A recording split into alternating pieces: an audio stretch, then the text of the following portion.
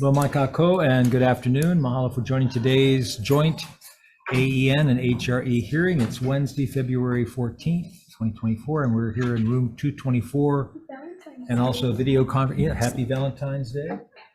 And includes video conferencing, including the audio and video of remote participants that's being streamed live on YouTube.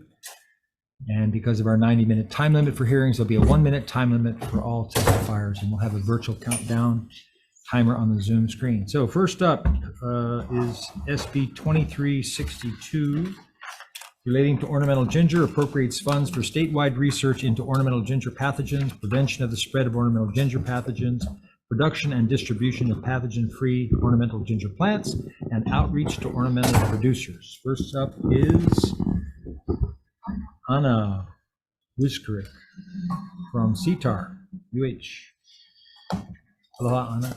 Aloha. Aloha, chairs, vice chair, senator. I'm Anya Wieczorek. I'm the interim dean of College of Tropical Agriculture and Human Resources. And thank you for providing me this opportunity to testify in support of this bill. This bill is important to our horticulture industry. As you know, ginger has been affected by viruses for last decade or so, and CTAR is working on finding, with our partners, of course, finding the solution, or at least to come out with the plants that are virus-free and they can stand out to the viruses. So we're making progress, and this is the last year we had this bill. We asked for 2 years funding. We received 1 year, so we're coming back for the second year. Thank you for opportunity to testify, and I'm here to answer any questions. Thank you, Anna. Next is Russell Galanti. Russell here, he's in support. And also Warren Watanabe from Maui County Farm Bureau. All the testimony is in support. Frederick Mencher from East Wauau County Farm Bureau, David Arakawa from LERF, John Gordinez from the Tropical Flowers Express, Brian Miyamoto from Hawaii Farm Bureau, plus Jay Ashman, Jari Sugano, and Randy Cabral, and Jimmy Gomez. Anyone else wishing to testify on this measure? Members, any questions? A quick question for Anna. Very good. So Anna, what happens if you don't get funding for the second year? So we are now at the critical part of these experiments. We are now identify the plants that are virus-free. We got to make sure that they can stand up to the viruses, and if they do, then we can clone them, not clone them, but tissue culture them and then distribute it to the farmers. This kind of project is very difficult to get funding from federal government. It's so Hawaii specific, or because it's a tropical plant. So we are really hoping that you will support this measure. If you support it and then it dies somewhere along the line, what happens? So this is the last year that we're asking for, because we're really hoping by end of this year we will have something. What happens? You're going to stop the studies? We're hoping that we'll have a product for farmers that is going to stand up to the viruses. Right, you're not answering the question. If you don't get the funding, what's happening? It will have to stop because we don't have. It's going to go down the drain. Yes, well, with this extension agent who is working on it, he will try to get federal funds, but it will be very difficult. And you actually wouldn't have any funding? We don't have any funding for that, unfortunately. Okay. Thank you. Thank you, Anna. Okay, moving on to the next measure, SB 2513, relating to wastewater systems, establishes a 3-year new waste management solution and cesspool system demonstration pilot program within UH Water Resources Research Center to examine and demonstrate the new wastewater and cesspool technology systems, implement those technologies in demo projects in areas across the state, etc. And the first up we have is Department of Health.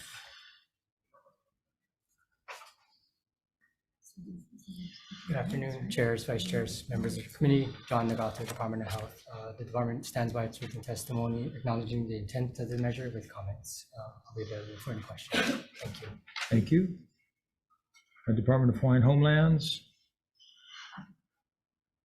is in support.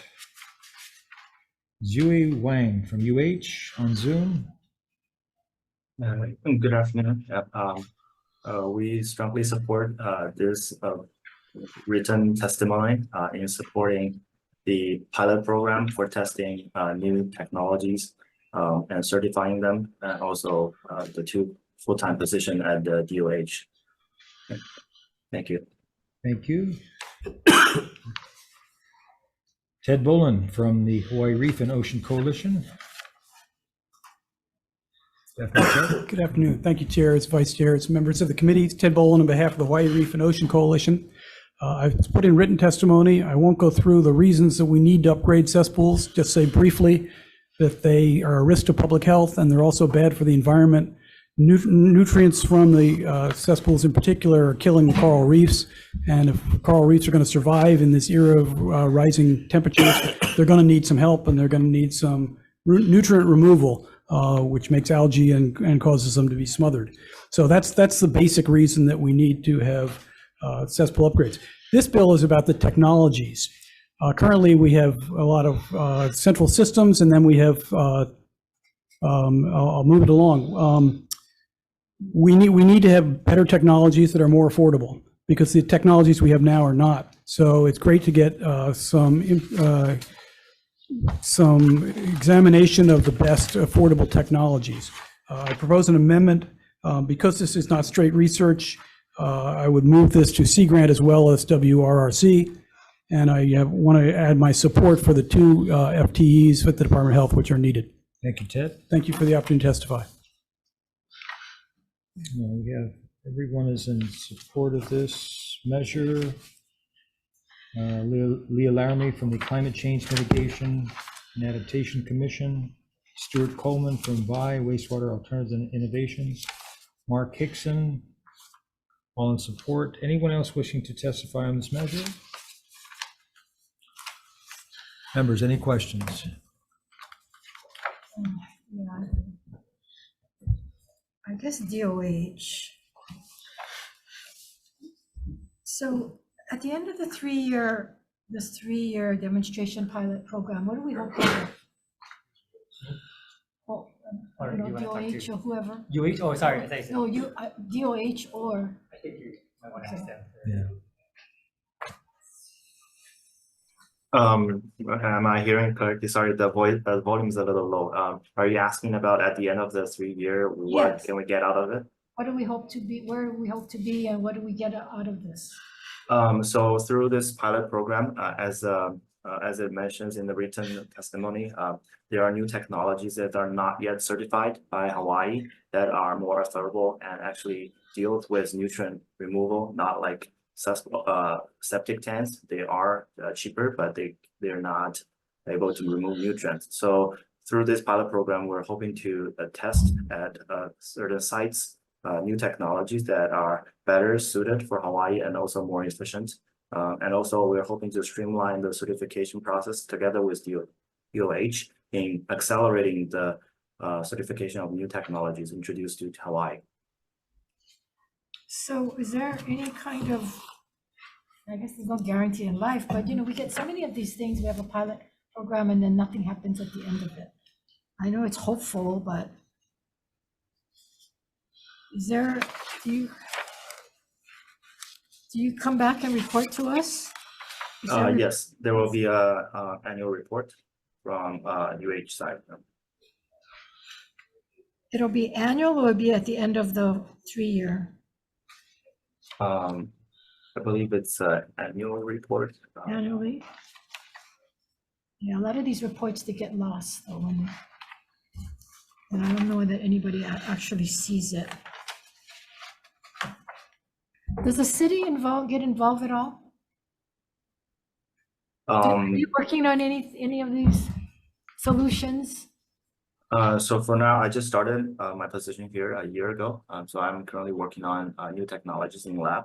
But in order to push it forward, we do need to testify. I think these programs are actually for more mature technologies that exist in the mainland, but not certified here in Hawaii. So we're hoping to accelerate the process by pushing new technology forward through the certification process with DOH. Okay, again, you didn't answer the question. The question is, are we working with the city? Are they Oh, doing city. kind of, So any that kind part, of programs? so I think this is more on decentralized facilities. We are not currently working with the city on this. Yeah, is that? But your aren't the city have the wastewater program, and don't they also regulate cesspools and so forth? Yes, but I don't think they are involved in this. I think that's an issue for me. If it's not a state function for cesspools and wastewater, why is the state involved and not the city?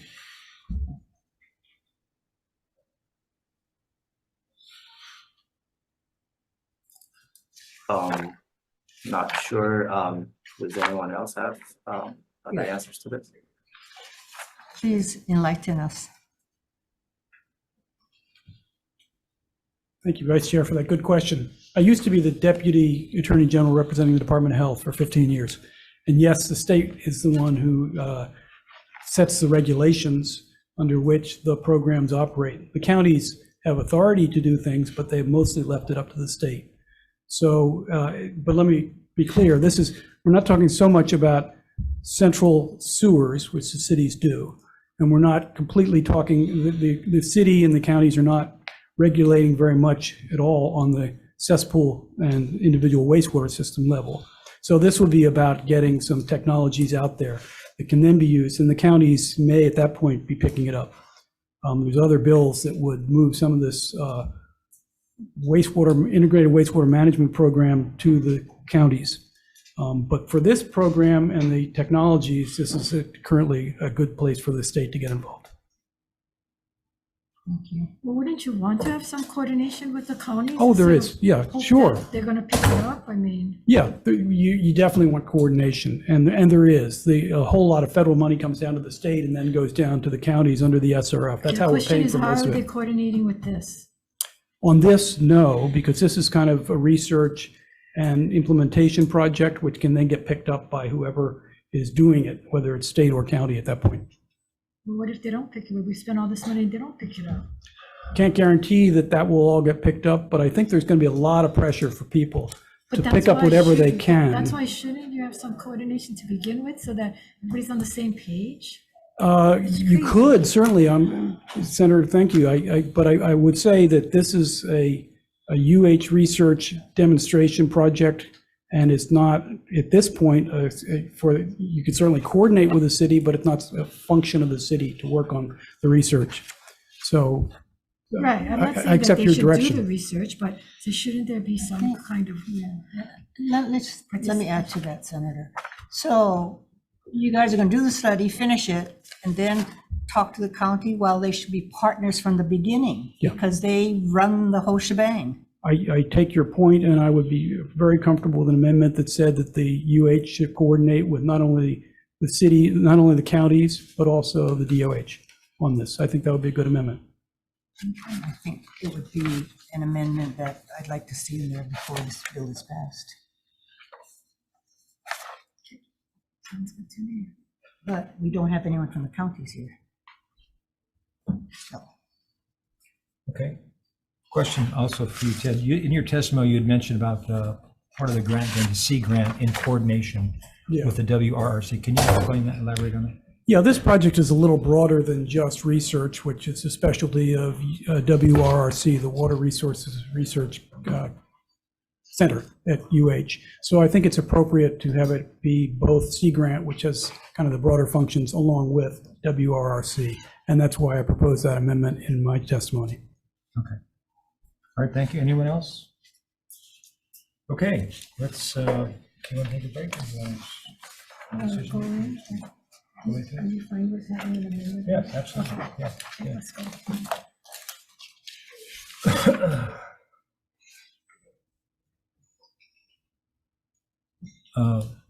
Michelle, do you want to put that in as an amendment or put in the committee report? No, we're gonna put it in the bill. Put it in the bill? Because I'm going to I mean, incorporate DOH's. yeah, amendments as because well. my concern is that we're going to go through this whole thing. Yeah, no, And then it's no. going to stall another 3 years Yep. while the county decides if they're going to support it. Okay, okay. So we'll add that, yeah. Okay, so we'll go into decision-making. First on SB 2362 on ornamental ginger. The chair's recommendation will be passed as is. Is there any discussion? AEN, chair votes aye. On Senate Bill 2362, chair votes aye, vice chair votes aye. Senator DeCoit is excused. Senator Rhodes. Aye. Senator Awa is excused. Chair, you have 3 in favor. Motion is adopted. Thank you. Mr. Chair, would you continue with the next one? And then I'm waiting for my quorum to come in. So Okay, sure. in the meantime. And then moving on to the other measure, SB 2513, related to wastewater systems. Chair's recommendation will be to pass with the proposed amendments from DOH, as well as an amendment saying, how are you going to read that? Addition. Adding the city. That the University of Hawaii, in doing this pilot program, this is what it's being called, should also coordinate or give input, or how do you want to say that? Should include the city. Yeah, in this demonstration pilot project, that they should also be in consultation with the The city should be a partner because whatever we decide, they're gonna. yeah, and DOH. So the state and the county. I don't know where exactly in the bill would fit in.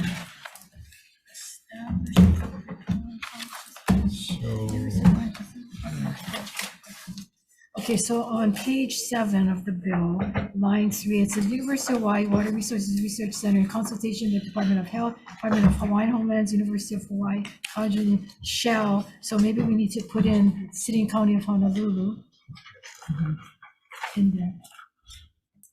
You gotta put your mic. Just go ahead and add that one. So Yeah, so page 7, line 3, to add in City and County of Honolulu and any place else that requires in consultation with. I think that's the only area. Page 7. So hopefully, in coordination with or in consultation? well, it says here, In consultation. in Yeah. consultation with Department of Health, Department of Yeah, Environment, yeah. University of Hawaii, College of Engineering, so we can add in University, Yep. I mean, City and County. City and County of Honolulu.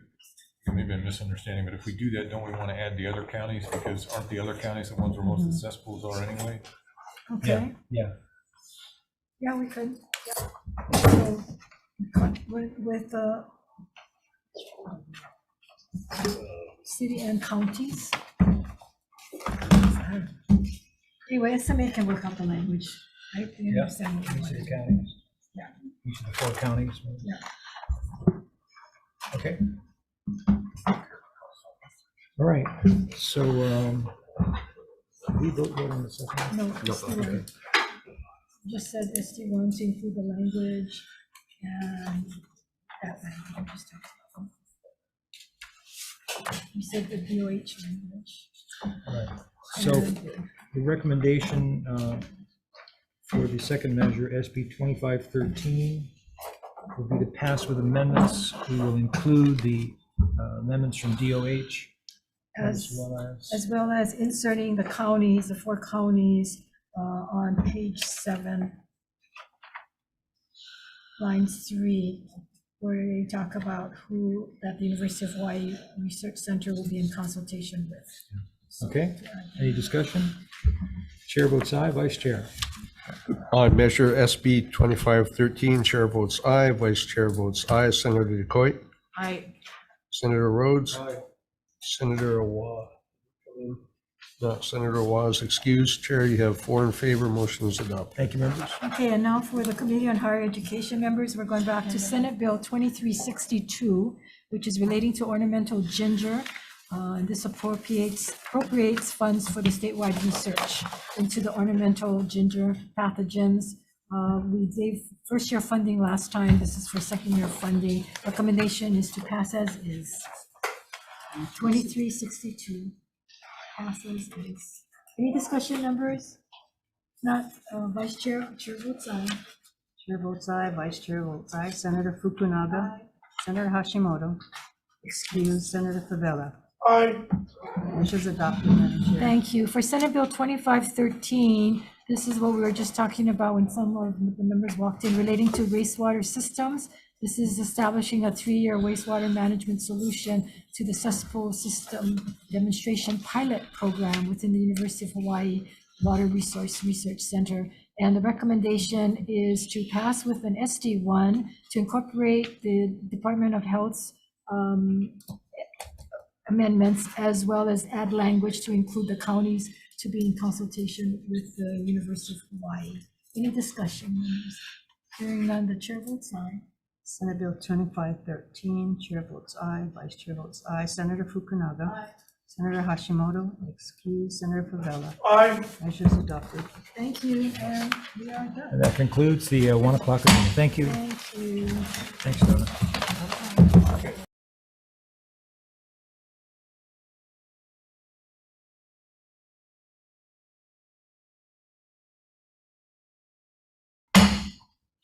Okay, calling to order the 1:03 PM joint decision-making with AEN and CPN. Here in room 224, it's Wednesday, February 14th. We have one measure on the agenda relating to veterinary medicine, prohibits animal owners and their employees from performing any surgical procedures on the owner's dog or dogs. And so on this one, the chair's recommendation for AEN will be to pass with the proposed amendment recommendations from the Animal Welfare Institute, the Hawaii Humane Society, and the Hawaii Veterinary Medical Association. Any discussion? Chair votes aye. On the measure, Senate Bill 2562, Chair votes aye, Vice Chair votes aye. Senator DeCoy is excused. Senator Rhodes. Aye. Senator Awa is excused. Chair, you have 3 in favor. Motion is adopted. Thank you, members. For CPN, same recommendation. Chair votes aye.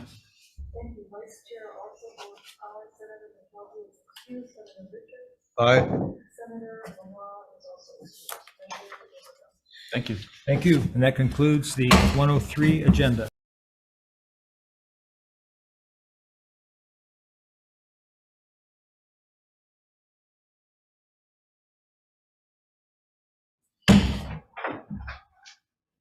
Okay, welcome to the 102 agenda for AEN. Thank you for joining us. It's February 14th, and we're convened in room 224, which includes the audio and video of remote participants. It's being streamed live. First measure is decision-making 2 measures, SB 2814. The first one is relating to water infrastructure, directs the Department of Ag in collaboration with the ADC and the counties to conduct a water infrastructure study for the state of Hawaii, appropriates monies, declares that the appropriation exceeds the state general fund expenditure ceiling for 2024 and 2025. Okay, on the first measure,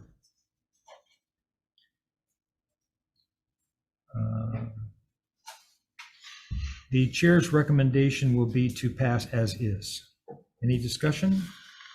Chair votes aye.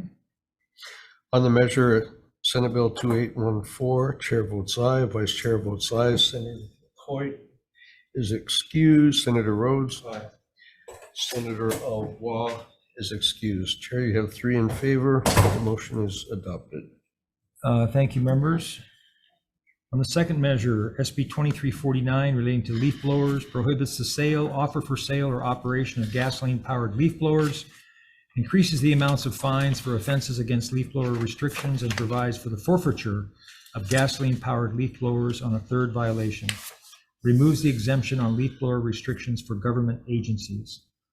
So members, on this one, I'd like to pass this out with an amendment just to defect the date to July 1st, 2015, to give the industry some time to circulate out their gas-powered leaf blowers and continue the conversation. Any discussion? Yeah, Chair. Chair votes aye. Discussion real quick. Sure. Yeah, thanks, Chair. I understand the direction where this is going, and I do think we do have a little bit more conversation on this. I'll be voting with reservations. Okay, So go ahead. On Senate Bill 2349, Chair votes aye, Vice Chair votes with reservations. Senator DeCoit is excused. Senator Rhodes? Aye. And Senator Awa is excused. Chair, you have 3 in favor. Motion is adopted. thank you, members, and that adjourned the 102.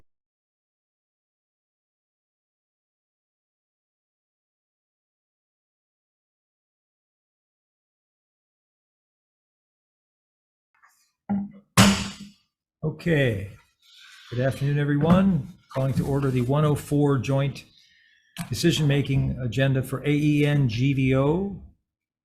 We have one measure on the agenda relating to toxic chemicals. Require state agencies that monitor environmental toxins and pollutants to establish environmental action levels, or EALs, to ensure the preservation of a safe environment. Prohibits modifications to EALs unless certain procedural requirements are met. Allows any state resident to petition for modifications to an established EAL. Okay, members, on this one, I think that we all have the right to be informed about environmental toxic issues in our communities. And while I noted the DOH's concerns, I'd like to continue the conversation on this issue and with an amendment to defect the date to July 1st, 2050. And any discussion? Chair? Yes. Yeah, I completely agree with your statement. However, noting DOH's concern, I agree we need to have a conversation a little bit further, so I'll be supporting with reservations. Thank you very much, Vice Chair. So Chair votes aye. On Measure Senate Bill 2418, Chair votes aye, Vice Chair votes with reservations. Senator DeCoit is excused. Senator Rhodes? Aye. Senator Awa is excused. Chair, you have 3 in favor. Motion is adopted. Thank you very much, members, and this concludes the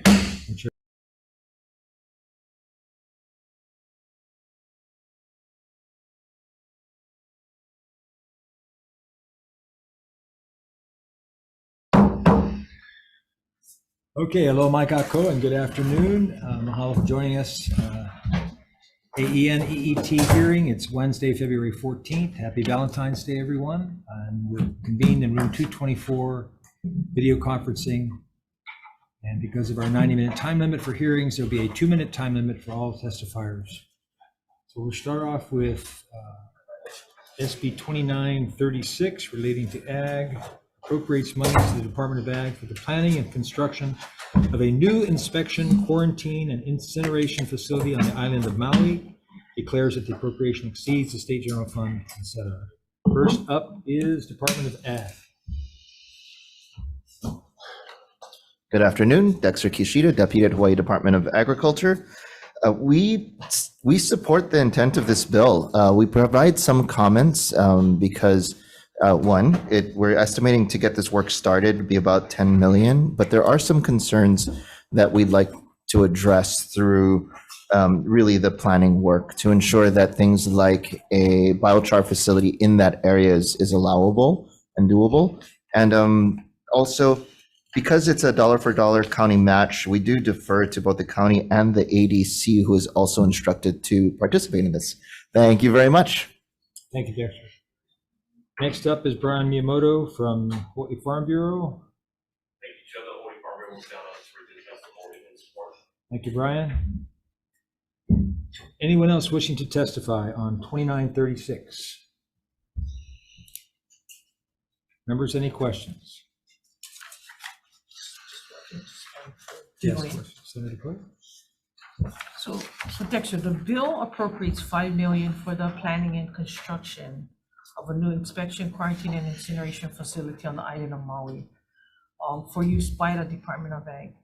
So the bill also states that purpose of the bill is to appropriate funds to Agribusiness Development Corp for the planning, design, and construction of a modular quarantine site and biochar facility in Pulegunui area.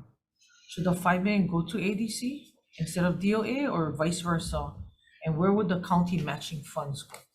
That is excellent questions on all of the above. It may streamline things if things do go straight to ADC because they are the ones instructed to do much of the work. While we'll be the recipient of all of this. And in the county funds, I think it could work a couple of ways. One, they come in certain parts instead of putting it all into one pot, or possibly, and I would have to defer to Executive Director Gady if in her statute, she's allowed to receive funds from a county into her budget.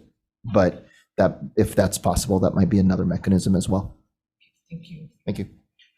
She's here, if you want to ask. I know what she like. Oh, okay.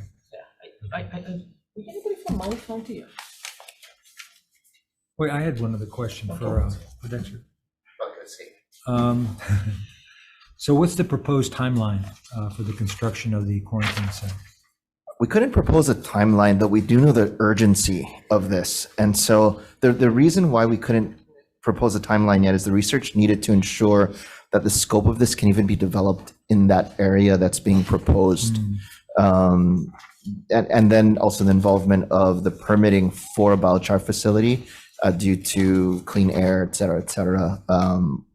Hence the planning funds absolutely necessary to get all of those details in order. Thank you. Can we get ADC? ADC? So Wendy, have you had conversation with Maui County? I talk with the director of ag pretty much daily. I have a 4 o'clock with her today. Is there something you'd like me to specifically cover? I want to know if they concur with this bill to help construct a state facility for use in rebuilding Lahaina. I will ask her today at 4 o'clock and get back to you. If you can. I direct to can, the committee. yeah. Thank you, Chair. Okay. Moving on to the next measure, SB 2574, establishing a tax credit for the import of renewable fuel and updates the renewable fuels production tax credit. First up is Attorney General's Office.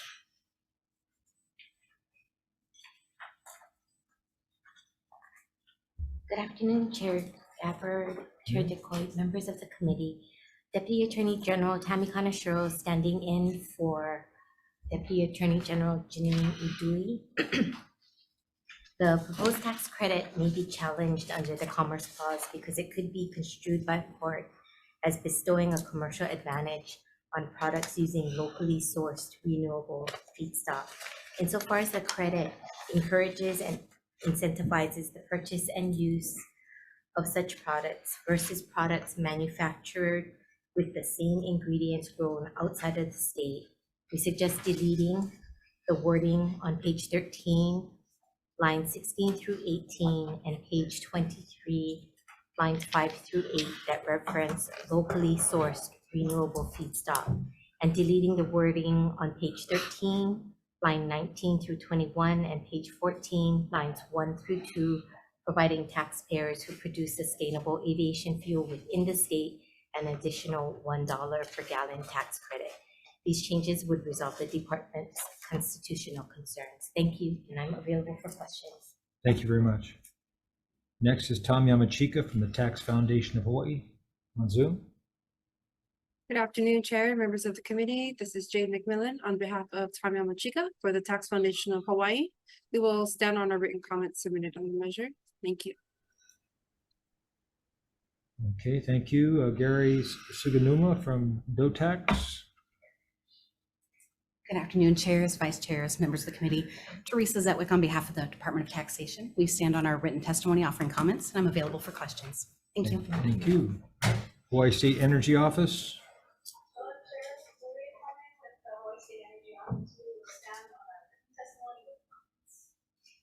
Thank you, Maria. Brian Miyamoto from Hawaii Farm Bureau. Thank you, Chair. The Hawaii Farm Bureau will stand on its written testimony in support. Okay, James Forrest from Pacific Biodiesel Technologies. In support, Eric Wright from PAR Hawaii.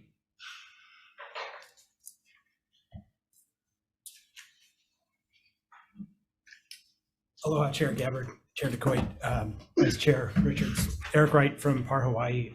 We supply fuel to Hawaii's utilities, airlines, and the driving public.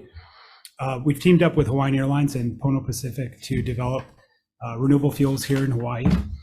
And if you look at our greenhouse gas emissions as a state, over 50% of the emissions come from transportation. And some of those emissions are really hard to address, like trucking, aviation, marine fuels.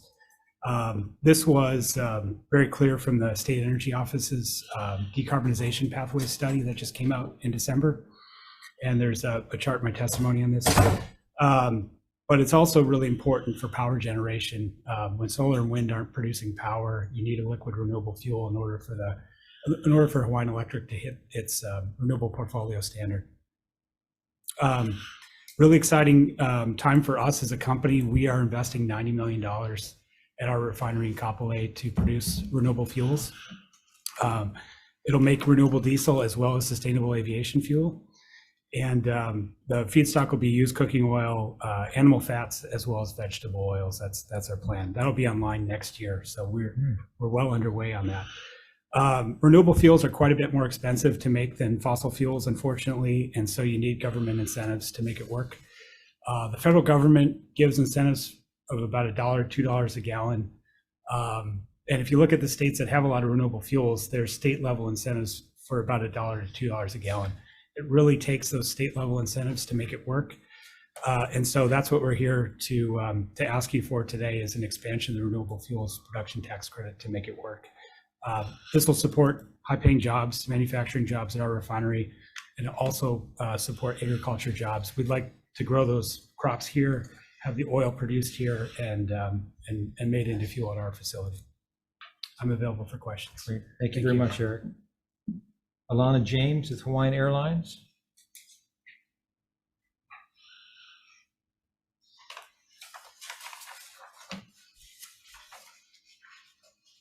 Hi, good afternoon, chairs, vice chair, and members of the committee. My name is Alana James. I'm the Managing Director of Sustainability Initiatives at Hawaiian Airlines.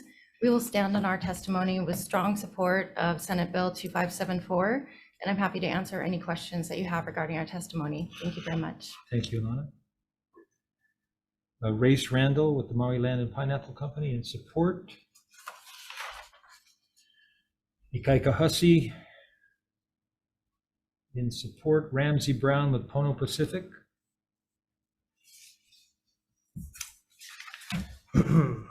Aloha, Chairs Gabbard, DeCoit, Vice Chairs Richards, and members of the committee. My name is Ramsey Brown. I'm here to testify on behalf of Pono Pacific Land Management. I'm the Vice President of Diversified Agriculture.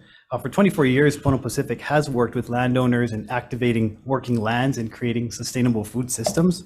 We feel that encouraging the growing of feedstocks locally helps to ensure that the benefits will stay in the state and help our local economy. It'll create jobs in agriculture, provide an additional revenue stream for our farmers when they would normally not see revenue from their cover crop or leaving their fields fallow. And it would provide additional source of animal feed to our ranching and dairy industries. We've been meeting with those folks.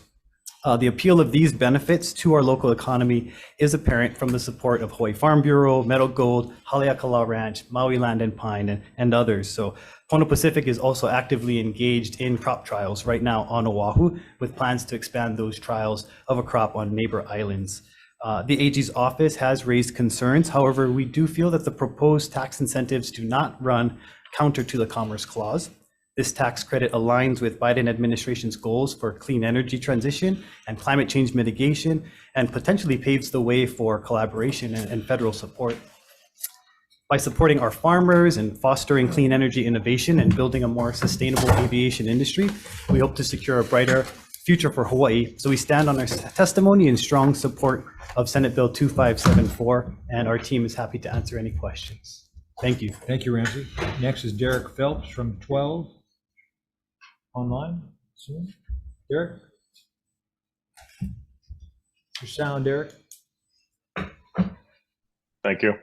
Good afternoon, chairs, vice chairs, members of the committee.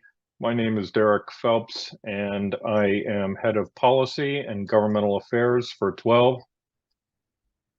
We are, I'm sorry, just one moment, please. 12 is a high-tech startup which has developed a breakthrough technology that transforms CO2 into useful hydrocarbon products such as polymers, ethylene, and fuels, thereby alleviating the need to extract additional fossil fuels from the ground.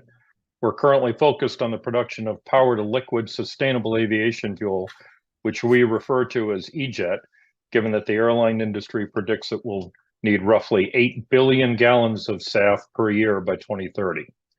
We have partnerships in place for the sale of our fuel with commercial air carriers such as Alaska Airlines and have completed demonstration projects with the Department of Defense and NASA. We are enormously supportive of Senate Bill 2574 because, if enacted, it will send a clear signal that Hawaii wants to promote the importation and in-state uplift of SAF. That said, there is one aspect of the SAF import tax credit that we believe would benefit from a technical modification. Specifically, we would like to suggest language that would ensure that 12's E-Jet fuel is both a renewable fuel and SAF within the applicable definitions. My written testimony addresses the specifics of that proposal. In closing, we wish to underscore our strong support for this measure and urge its passage with the revision I've described. I thank you very much. Thank you, Derek. Eric Wright. We already had him. Okay, also Alaska Airlines is in support. Scott Campbell with the United Steelworkers. Sean Williams, Airlines for America.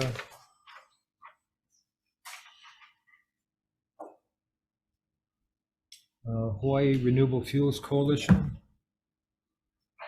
Also in support.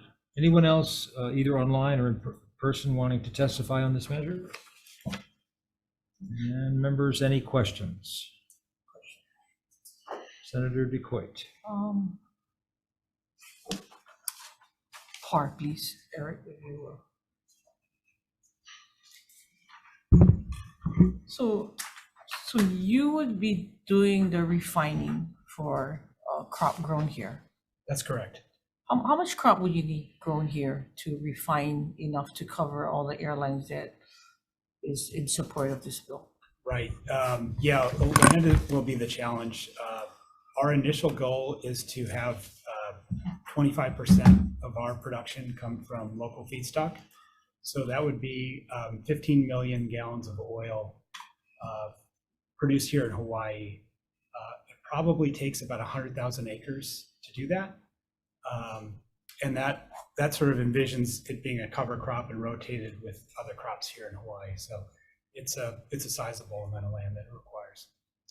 Do you know how much land we have that are not been cultivated yet under Hawaii's inventory? So our partner Pono Pacific has done quite a bit of research on that. We've been working with Scott Chern at and we've sort of identified the land that would be available for that. So do you have 100,000 acres? Yes, we could.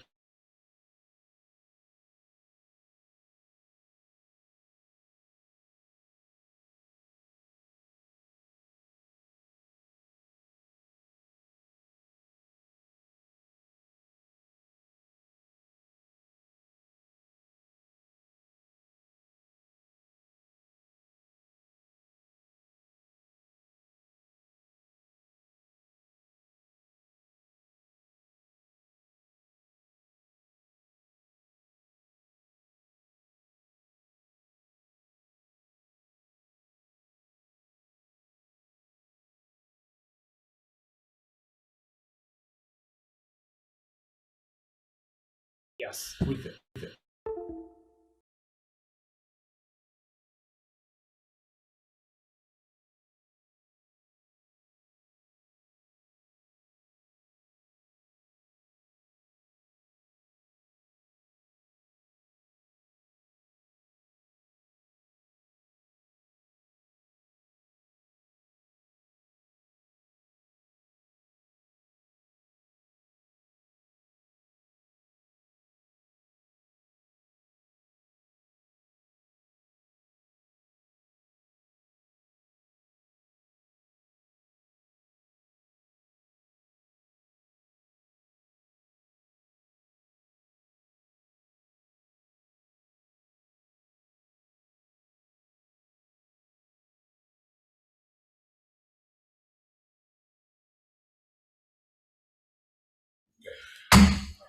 Okay, reconvening the 146 joint.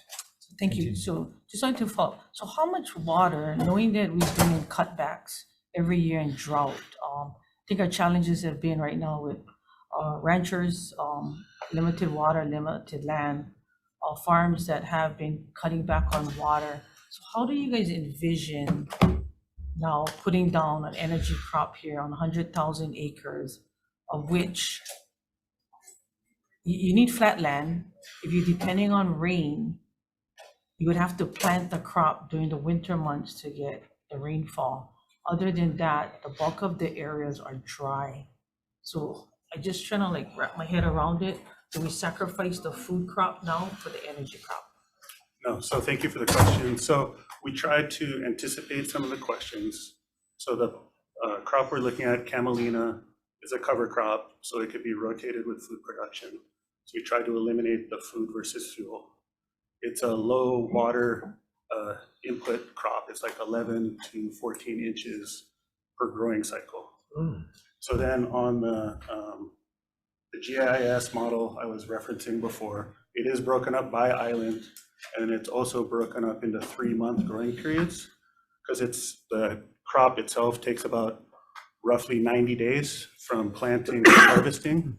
So that's the 3-month chunks that we broke it up into. So during, May, during the months that have more rain, there are more acreages available. And the months that have less rain, there are less acreages available, unless there's water available outside of rain. So I know that for ranches that are growing grass to carry their ranches through the drought, they're growing it during the same winter months that you're referring to. According to the 11 to 14 inches of rain on the start of the initial sprouting of that crop, unless you guys growing them by cuttings, which I don't think you put cover crop down on cuttings. Seeds. It's going to be seeds. You would need more than 11 to 14 inches of rain in a 90-day cycle. So I'm having a hard time understanding that portion of it. The other thing is I'm trying to understand, of those 100,000 acres, you got to be considering growing this cover crop on mountain areas, which I see highly unlikely, because I have no inventory of 100,000. So if you could get back to the committee on where these lands are focused on, I would love to see the GIS and the overlays. Yes. Because I do believe renewable energy and aviation fuel moving forward needs to happen as well. But we got to figure out at what point we'll be competitive with growing the food and moving forward as well. So if you can get back to the committee in that. Thank you, Chair. I have a question. Is industrial hemp included as part of your trials? So I did hear that question in the previous committee hearing.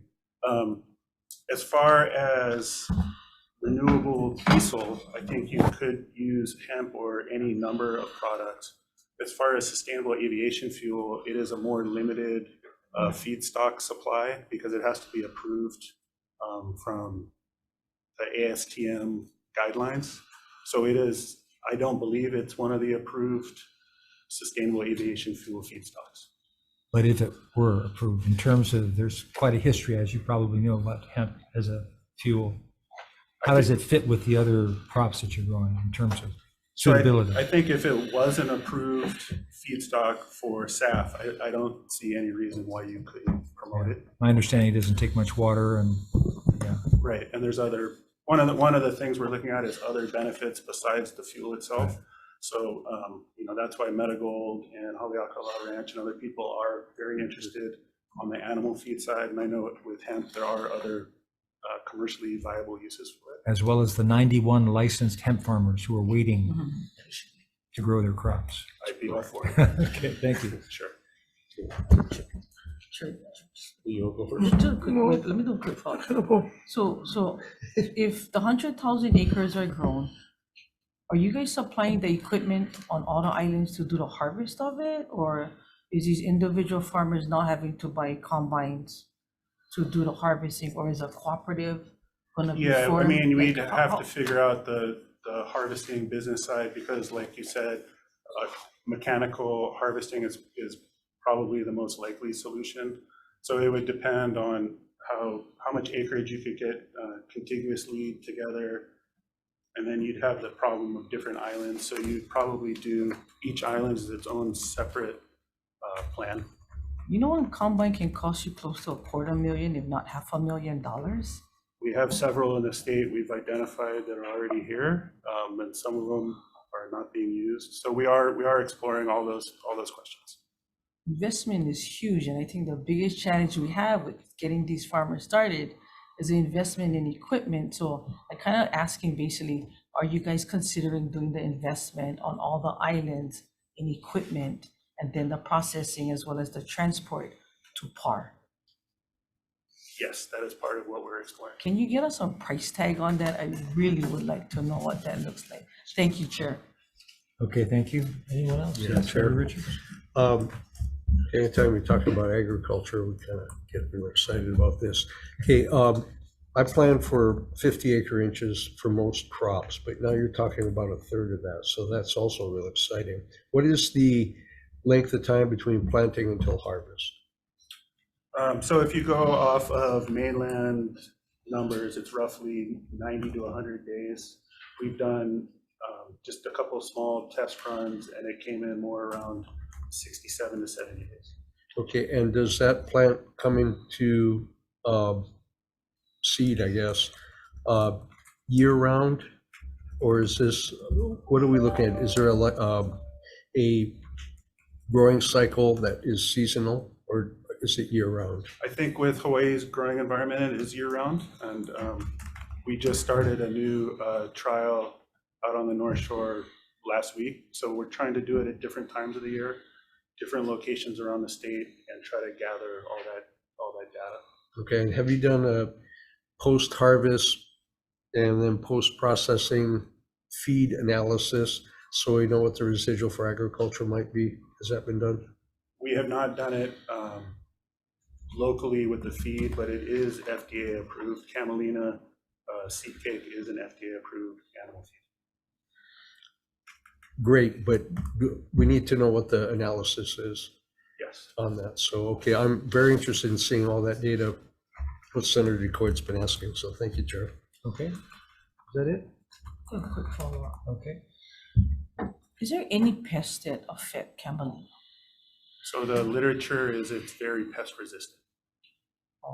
And then what about the buyback? Is it 100% buyback that you guys committing to the farms, or would it be select of basically you guys go out to the farm and say, okay, I'm only gonna pick this section to purchase? Is it a full buyback on commitment on behalf of you guys?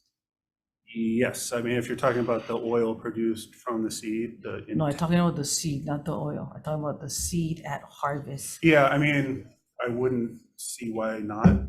The intent is to get all the seed from harvest to the crush and crushing. Thank you, Chair. Okay. All right, thank you. Thank you.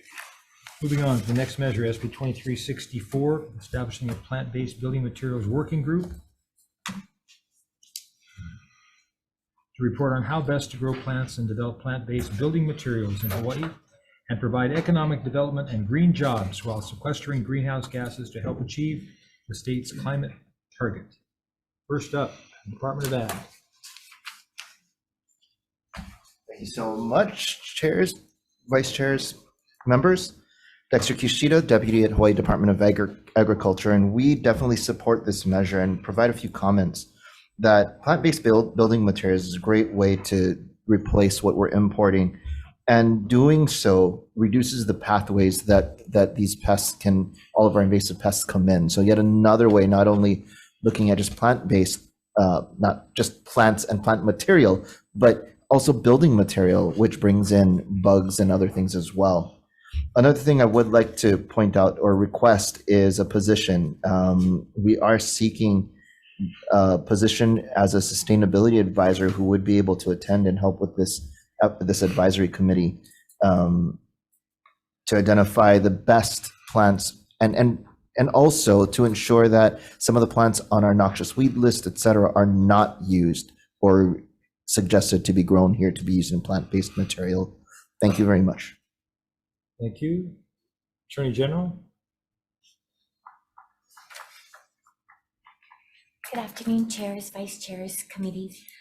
The Attorney General points out the concern with Article 10, Section 6 of the state constitution. We recommend inserting language to identify the matter as a law of statewide concern. I'm available for questions. Thank you. Thank you. Ted Bolin with High Rock and Climate Protectors Hawaii.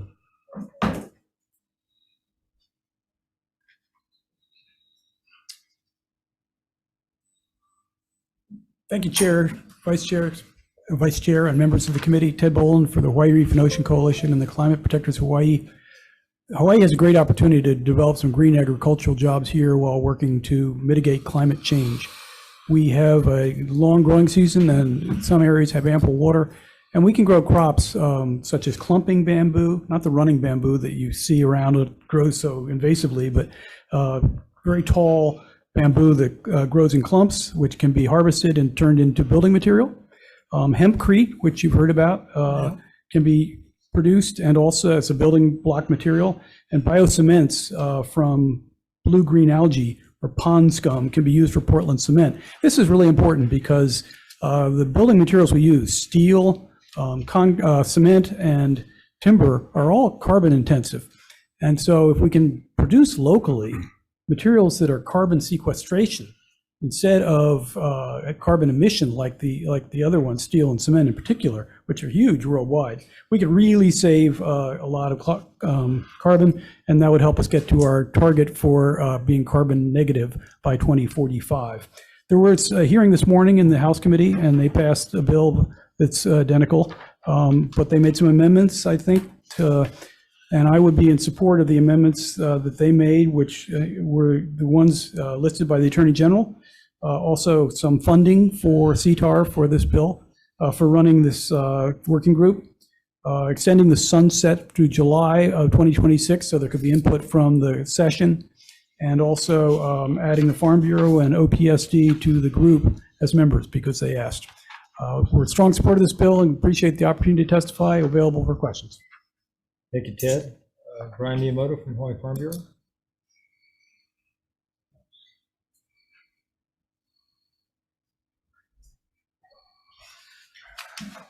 Thank you, chairs, vice chair, members of the committees. Brian Miyamoto here on behalf of the Hawaii Farm Bureau. I was going to stand on our testimony.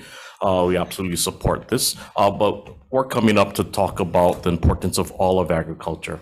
The last bill talked about fuel and possible feed. This bill is talking about fiber. Hemp is primary fiber crop. So our message, as always, is agriculture. Food is critically important, but agriculture's food, feed, fiber, fuel, and floriculture are critically important of nursery industries. So we absolutely support this. Thank you for hearing these bills, Chair, to showcase and so we can talk about all of agriculture and the importance of all of agriculture. Not just food, which again is very important, but we need all of agriculture for Hawaii. Thank you for the opportunity. Oh, before I leave also, couple of data points to share with you. Census of Ag came out. 7,328 farms that we used to talk about, it is now down to 6,569 farms, 10.3% decrease. Senator DeCoit, you talked about how much land for the renewable fuels. 1,135,352 acres in 2017 census. The new census says 53,202. A loss of 82,000 acres, 7%. Our cropland that was harvested went down by 30%. So we are seeing the trend that we were hoping not to see. We do ask for the investment in agriculture. Thank you for the opportunity to testify. Thank you, Brian. Also in support, Keith Neal from Citizens Climate Lobby Hawaii, Jacqueline Ambrose also in support. All of these are in support. Virginia Tinscher, John Kawamoto, Ron Riley, Helen Cox, Noah Moran, Stephanie Scow, Andrea Nondoskar, Christina Meeter, Guy Sellier, and Leah Laramie. Anyone else wishing to testify on SB 2364, please come forward.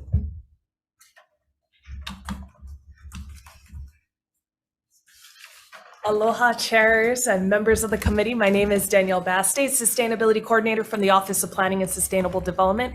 E kala mai, we missed this bill, but I will send in late testimony. I did testify on behalf of the OPSD earlier this morning in support of this measure at the House Agriculture Committee. We strongly support this measure. We find this to be in strong alignment with our agency's mission to align urban planning with sustainable development and climate resiliency. Our one request is an amendment to add the state sustainability coordinator to this terrific working group. Thank you so much, and I'm available for any questions. Mahalo. Thank you, Danielle. Anyone else? Members' questions? Question. Yes. Farm Bureau, please.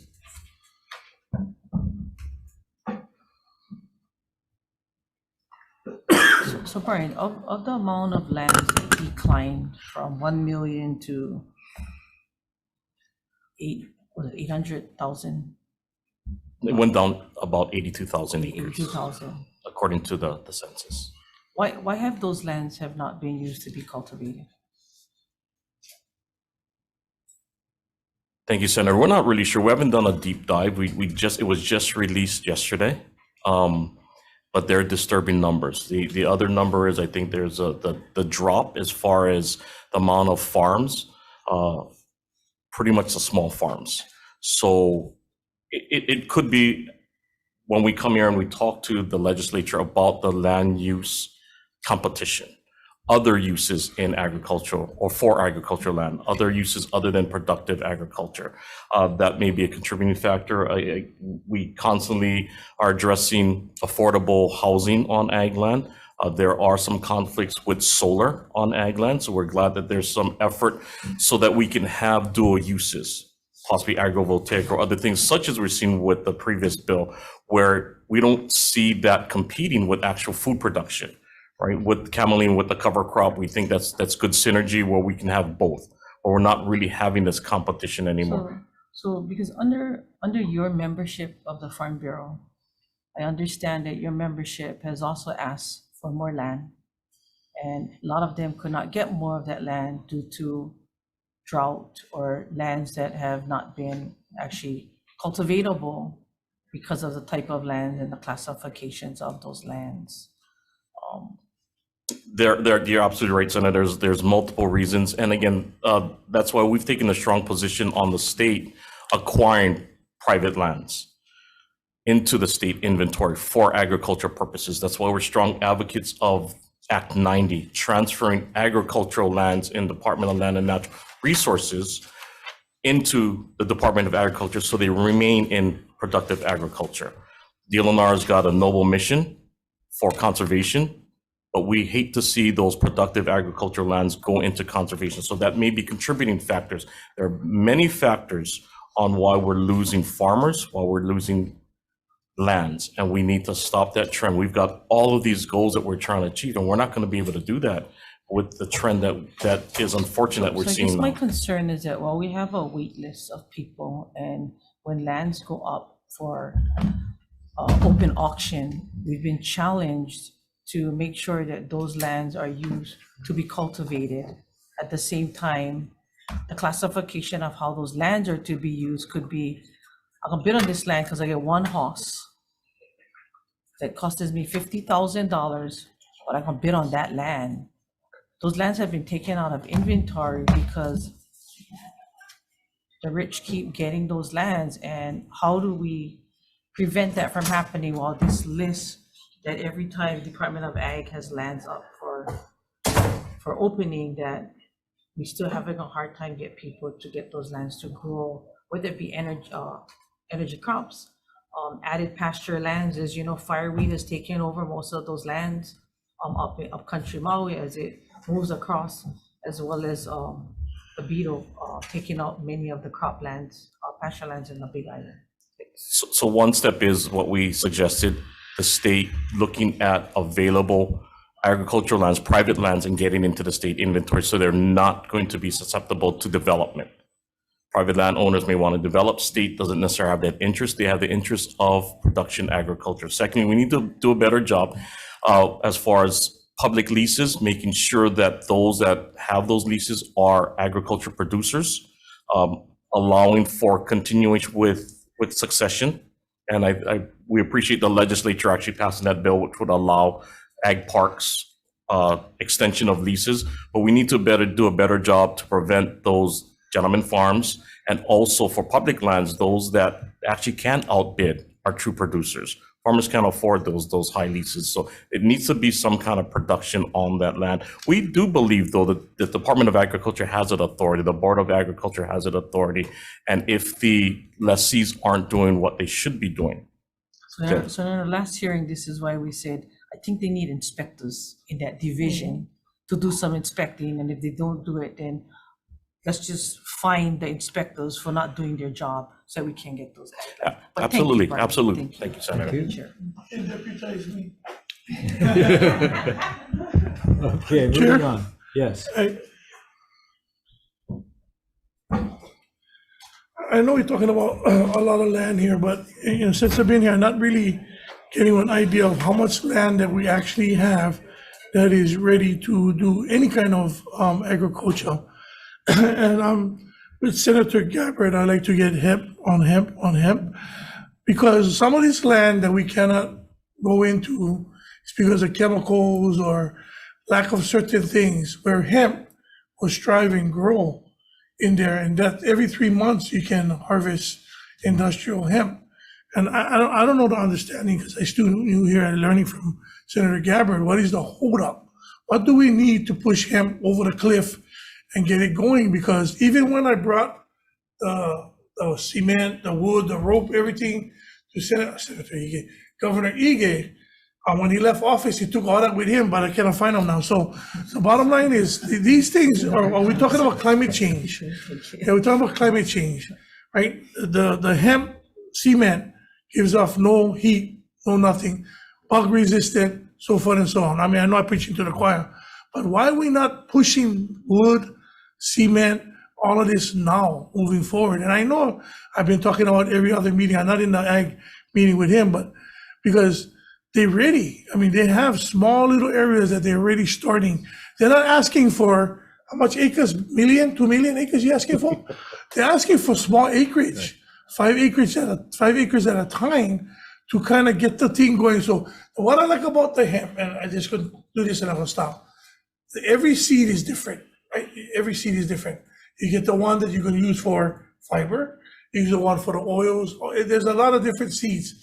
In the seeding for have this thing go forward, if we get the help from whatever industry help them, then we can really move, because just the seeds itself is going to generate income. Not even growing it yet, because they can tell you what tree going to be 6 feet and what tree going to be 3 feet. So those are the things that I think we should start really looking into, working with Senator Gabbard, because the seedlings is very important. Very important to start moving now, and they have it. They're doing it now, I think in Waimanalo, I think in the North Shore. But we just gotta grab it, because we can be the next nation of hemp. Yeah? Absolutely. So please, if you guys can help us figure this out, we're gonna do car wash, whatever, just let me know. Okay, thank you, Chair. Point taken, Senator. And there's a few pieces of legislation this year. One, the survey of all ag lands that I think passed out of this committee. That's one thing that we can definitely reply back to show that the last land use study was 5 years ago. It's time to do that again. 2, on hemp, we definitely agree. And last year's legislation that really helped to remove some of the duplicacy and that kind of stuff with the hemp industry helped to streamline things, and I think will help hemp further develop. I'm sorry, Senator. And just let me add for the record, it was 2016 when I was invited to Sandy Beach on Maui, when former NBA coach Don Nelson, first he built his guest house, 850 square feet, out of hempcrete. And I was there for the, not the groundbreaking, that was done. And then he actually decided to build his 4,500 square foot vacation home out of hempcrete. Wow. And lately I've been thinking about all the tragedies that happened over in Lahaina. All the homes that we need now. Hello. Right? How about some Kauhala homes? Yeah, there's small homes using hempcrete. Right. That benefits like what Sheriff from Hawaii Farm Bureau was saying at the department. Absolutely. Let's have this conversation. Let's get this done. Right, It helps right. farmers. It helps people who are going through all kinds of horrible things. Yeah. So Absolutely. we need to get serious about this. Thank you. Even, sorry, Chair, even like with the land, like we read here, you know how we're talking about the forever killing foam, whatever, and all that kind of stuff, yeah? Hemp goes and rejuvenates the land. Help remediate You know what I that. mean? To take out all the peel off from the land. All right, hemp hooray. Okay, sorry. Okay, sorry. Sorry. Beat you to the hip. Beat you to the Thank hip. Thank you, Chair. Thank you, Senator. Okay, let's move on to SB 2428 relating to ag. Establishes the Hawaii Ag Investment Program within the Agribusiness Development Corporation to support local ag producers. And first up, we have Department of Ag. Thank you so much. Dexter Kishida, Deputy at Hawaii Department of Agriculture. And we support this intent and provide a few comments. And in our testimony, I know it may seem that we're asking you to choose which child you love better into where this program lands, but in short, agriculture needs this kind of program. I do want to point out, we do have some experience doing grants ranging in size, but the main thing is that this bill passes with funding to ensure our agriculture industry has access to this kind of capital. Thank you. Thank you, Dexter. Wendy Gady from ADC. Good afternoon, chairs, vice chair, members of the committee. My dad always said, if you want something, you look people in the eye You and have to say, identify yourself, Wendy, please. Wendy Gady with Agribusiness Development Corp. My dad always said, if you want something, you look people in the eye and say you want it. ADC wants this program. It is about investment. And if the intent is actually to develop business, it belongs at the Agribusiness Development Corp. We sit within DBED. We have multiple agencies that have great grant and loan programs and best practices like HDIA, BDSD, HTDC. These are all great sister agencies that help get us up and running really fast. I'm here for any questions. Thank you, Wendy. Next is Brian Miyamoto, Hawaii Farm Bureau. Thank you, chairs, members of the committees. Brian Miyamoto here on behalf of the Hawaii Farm Bureau. We are in strong support. This is a great bill. This introduced last year. We think this will go a long way to help farmers and ranchers. I'm just up here to say, you know what? We'll throw our hat in there also. If you want to give to us, we'll take it too. Or just joking, we don't have the capacity. But it's not a turf war. Great bill, chairs. Thank you very much for hearing this measure. Thank you, Brian. Thank you. Micah Munakata from Ulupono Initiative.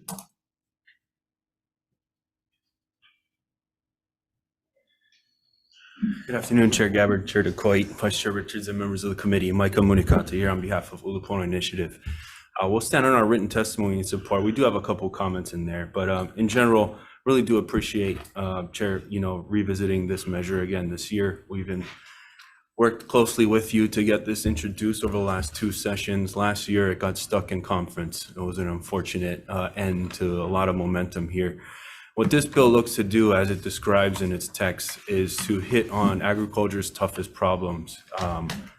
Listening to this hearing here, we talked about many different problems, about how our farms are not making money, about how transportation is an issue, about how the input costs, we've been talking about invasive species, the list can go on and on, infrastructure, technology, labor, all of these issues remain top of mind when it comes to creating an agriculture industry that can be successful here in the state of Hawaii. This program looks to do that. Creating the Ag Investment Program fills a gap that was lost within the Department of Ag from the 2021 session when we lost some of our special funds like the barrel tax. The Ag Development and Food Security Special Fund within DOA was very much so aligned to fit all of these different issues in agriculture. Losing that was roughly about $3 million going to the Department of Ag, and it was dispersed amongst all their divisions to really meet on all the different areas. Like I said, irrigation, transportation, technology, promotion, and marketing. All of these different things the department was able to do. They lost that in 2021. This program looks to revisit that. We do think that this program should go to the Department of Agriculture. It is something that at least a quarter of our states have for the Departments of Agriculture, similar programs. So You know, if ADC wants a program too, I think that that's great, but I think this one's really structured for the Department of Agriculture and the way that it was developed and put together. So we would like to see the DOA take the lead on this and really start to move agriculture in the right direction. Thank you very much, Chair. Thank you. Lauren Zerbel from Hawaii Food Industry Association, online. Not present on Zoom, Chair. Thank you. Also, Caitlin Shimizu, with the Hawaii Food and Policy Purple Maia Foundation, in support. Anyone else wishing to testify on SB 2428? Members, any questions? This one for DOA. Dexter, where are you guys on with this, with ADC and you guys on who wanted to take this? The department definitely would like the program. As Micah had just mentioned, we had access to this funding in the past, and since then, much of that work just either can't be done or needs to be rearranged, or we come directly for certain programming. So is your department staffing capability there, or I know we've been challenged with many areas of the Department of Ag to move a lot of these programs, you know, and I mean, I'm looking at the vacancies. I don't know where we're going with that. You know, we're looking at aquaculture and all these other stuff that should have been lead, you know, and I know you just, you know, got into Department of Ag that has its challenges, but are you guys, I mean, wanting to do it and being able to execute Absolutely. is my issue. Because we've done this in the past, I know my team can execute, especially in this program. And I do believe this program works nicely, as there's some match language in the bill with both hopefully the grant writers that get approved this year, but also just with the existing grant team that we have to draw down funds as match for some of this money. How many people in your department you guys have with the grant? So it's embedded in our marketing development branch. And so currently we have a total of 5 folks in that team. And those are on the payroll? On the payroll, I'm sorry, one of them is 89-day. Thank you. Thank you. Okay, thank you. Can I ask ADC? Yes. Please. Wendy, where are you guys with this program? And I know you always look at me in the eye and your eyes are piercing, but you know, are you guys ready to roll? I mean, you know, we're trying to get stuff moving. You know, challenges have been trying to like drag Department of Ag along. Where are we with ADC? Well, I'm happy to report the governor released funds for our last vacant position. We will have a full team. This bill asks for 2 full-time equivalents. We've been talking to people outside that are very interested in joining the ADC team.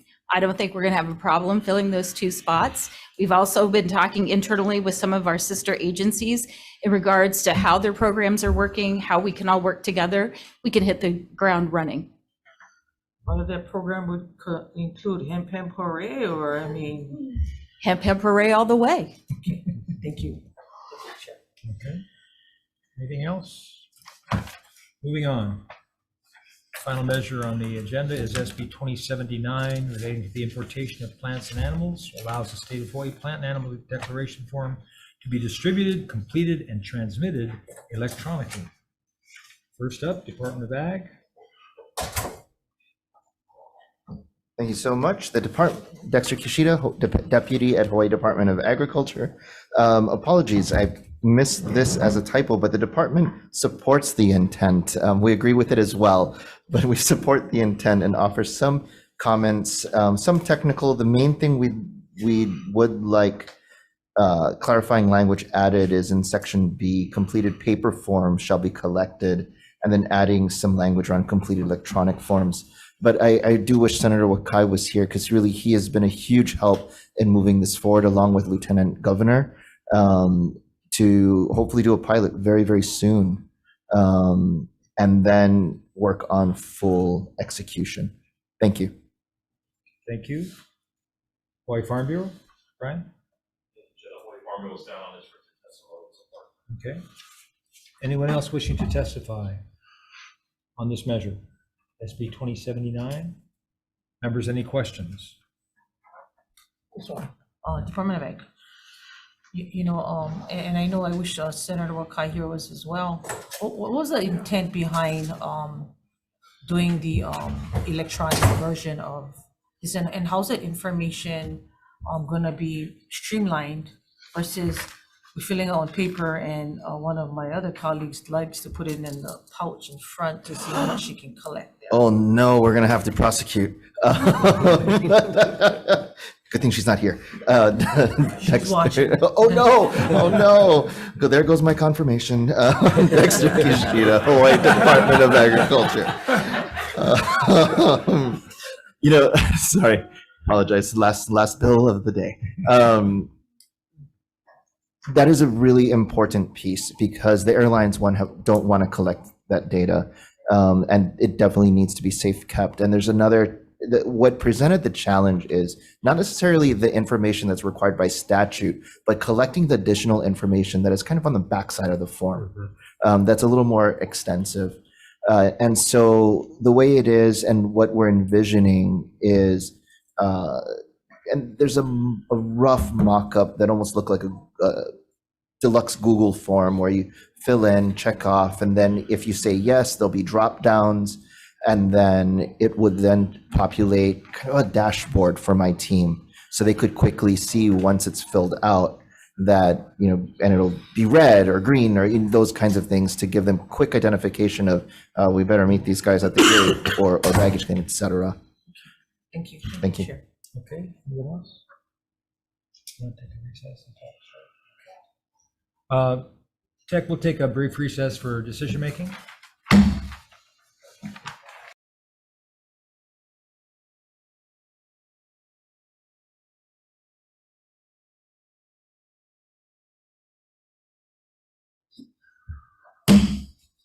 Okay, reconvening the joint AEN-EET 146 agenda for our decision making. We'll start off with SB 2936, appropriating money to the Department of Ag for the new incineration facility, quarantine facility on Maui.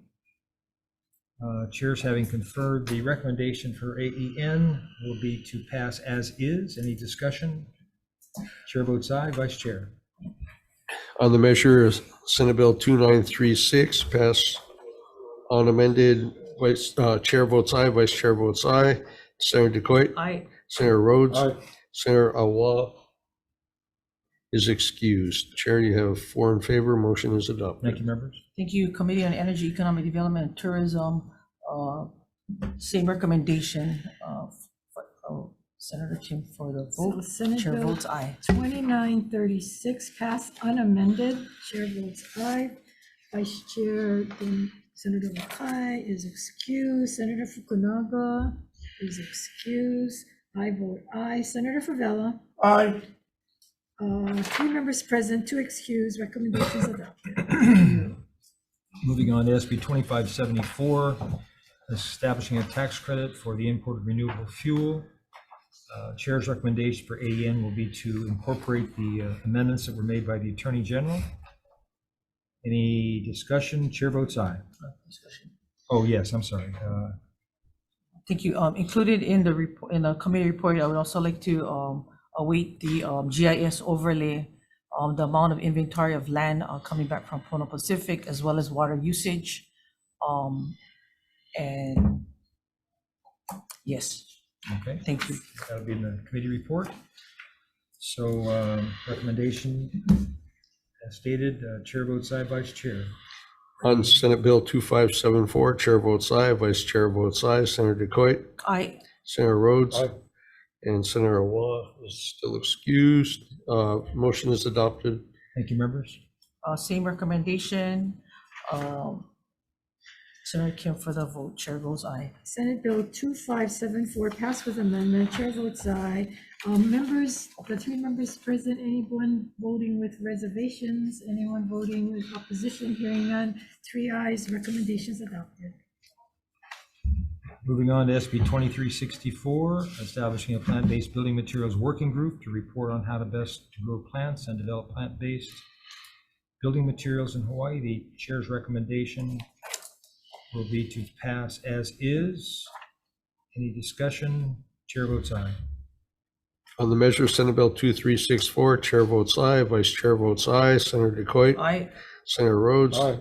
Senator Awaz is excused. Chair, you have 4 in favor. Motion is adopted. Thank you, members. Same recommendation, Senator Kim for the vote, chair goes aye. Senate Bill 2364 passed unamended. Any members present voting reservations? Any members in opposition? Hearing none. 3 members present voting aye. Recommendations adopted. Thank you.